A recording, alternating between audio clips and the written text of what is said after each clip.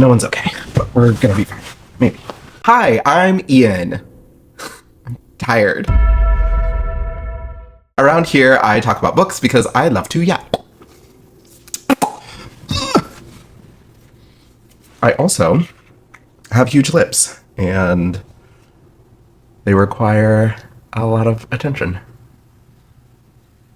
That sounds weird. If you're new here, I'd love for you to consider subscribing. And don't forget to like and comment on this video. It really helps. Let me know if you have any specific reading plans for 2025, like goals or intentions. Let me know in the comments below. First of all, this is my 2025 reading plans video. So I'm going to discuss what I think I'm going to be doing for 2025, but make plans, I laugh, right? 2024 was a mixed bag. A good reading year. Personally, it was both good and challenging, which is how we want it. You know, the world is kind of falling apart. That's okay. We'll piece it back together.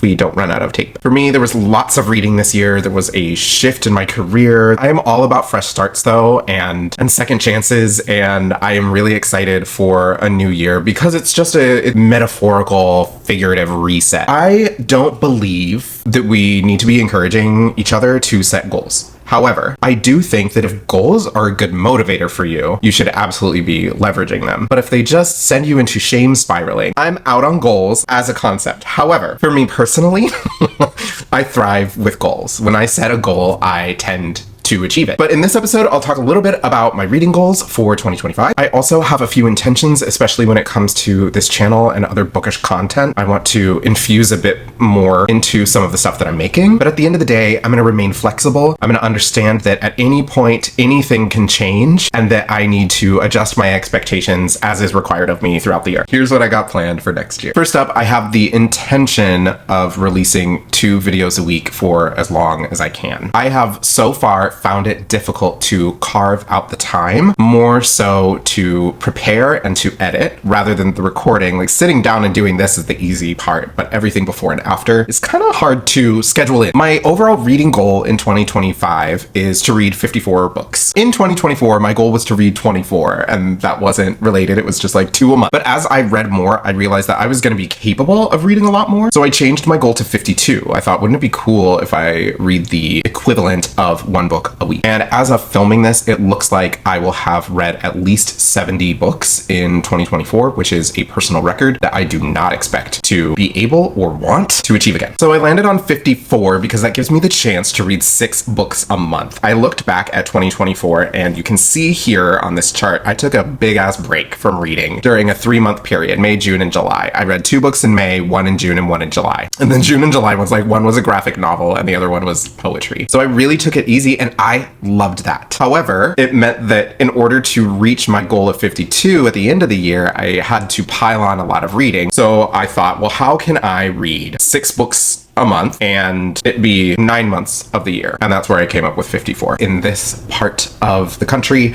summer here is amazing and I'm never inside and I'm almost always socializing. That means I have very little time for reading. I figured let's just build my lifestyle into the goal so that it is still doable. One of my intentions in 2025 is to bring more neurodivergent, ADHD, CPTSD related stuff into my content. But going forward, I think I'm going to be doing something along the lines of like tips or just struggles with reading and having ADHD. And just because I read 70 books doesn't mean that that was necessarily easy, but it also doesn't mean that it wasn't enjoyable either. At the beginning of 2025, if not throughout the year, I'm going to do a series of videos around the 2020s because we are halfway through the 2020s. I personally started reading again during the pandemic Lovato, and that just so happens to have been half of this decade. So I figure why not do a decade so far video, multiple of them actually. And I'm excited to do those. Some of the ideas that I have, I'm excited to talk about. An intention I have for 2025 is to read bigger books. There are definitely bigger books on my TBR. That means I will be reading fewer books. I am giving myself a fantasy challenge, a bit of a fantasy challenge. I genuinely thought that I was a fantasy lover, that I just loved any and all fantasy. The more I got into reading, especially in adulthood, the more I realized I'm not necessarily a fantasy girly. And that was really depressing, right? Because fantasy is so popular, it feels like I am on the outside looking in. I'm not a cool girl. I'm almost 40. I can live with that. I am incredibly curious as to why I thought I was a fantasy girly, and then all of a sudden it turns out I'm not. So over the course of 2025, one book per month will be dedicated to a subgenre of fantasy, because we all know that not all fantasy is alike. Not all fantasy is created equal. We know that romantasy is vastly different from epic fantasy. I'm not extremely well versed in any one subgenre of fantasy, and I'm really curious to see if there is a specific subgenre out there that I want to read. So over the course of 2025, one book per month per subgenre. I already have the books listed out. They're all lined up. The subgenres are assigned. I can tell you without spoiling much, February's book is Jade City by Fonda Lee, and that falls under the urban fantasy category. Almost all of the books that I chose are books that I already own too. So throughout the year, I hope to be reflecting on the tenets of certain subgenres, and then also, who knows, maybe subgenre doesn't matter to me. Maybe it's writing style, maybe it's character development. I don't know yet, but I'm excited to find out. And I'm also excited to find out because, like, if I own some books that I'm not gonna like because of tropes and subgenres, then I better get rid of them, you know what I mean? Then another intention of mine is sci-fi. I'm doing the same thing with sci-fi. So I have also discovered over the course of 2024, especially with reading so many books, I am pretty sure that I like sci-fi more, which was also a big surprise. And I thought, well, there are just as many subgenres of sci-fi as there are fantasy. Well, maybe not just as many, but there are quite a few. So why not explore sci-fi that way as well? So I'm gonna do the same thing with sci-fi. However, it's not so much about, am I a sci-fi girly? I'm pretty sure I am. And I'm pretty sure that I will like more subgenres under sci-fi than I will fantasy. Every single book that I chose is a book that I already own, which felt really cool. I'm really excited to kind of do that alongside the fantasy challenge. Another intention for 2025 is to continue DNFing books. I DNF'd maybe around 10 books this year, and that felt, I mean, look,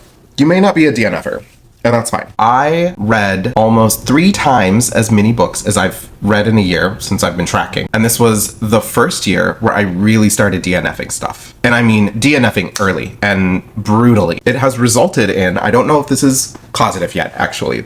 Definitely correlative. I don't think it's a coincidence that I have finished so many books while DNFing so many books, because I have consistently found books that either I love to hate or I just love to love. I also intend to continue reading at least one nonfiction book per month. I do find nonfiction interesting, and I think in 2024, it was really solidified that I love memoir and biography. In January, I'm going to be reading King, A Life by Jonathan Eig.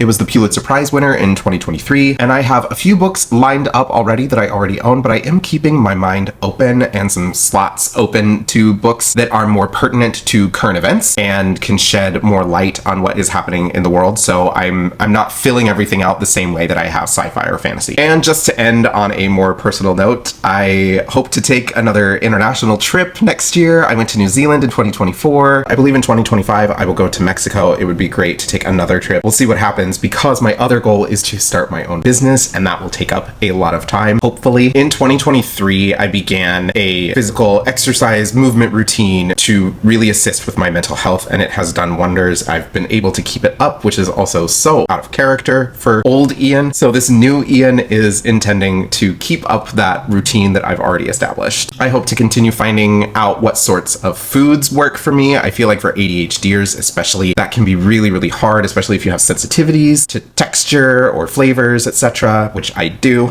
I also hope to continue dating, which is like exhausting and so expensive. And as always, I will continue to intentionally make good connections and have good experiences with my friends and my community. That's 2025. Let me know if you have any 2025 reading plans or even just personal goals. I love to cheer people on about this shit. Thanks for hanging out. If you enjoyed this, don't forget to like and subscribe. It really helps. See you next time, and happy reading.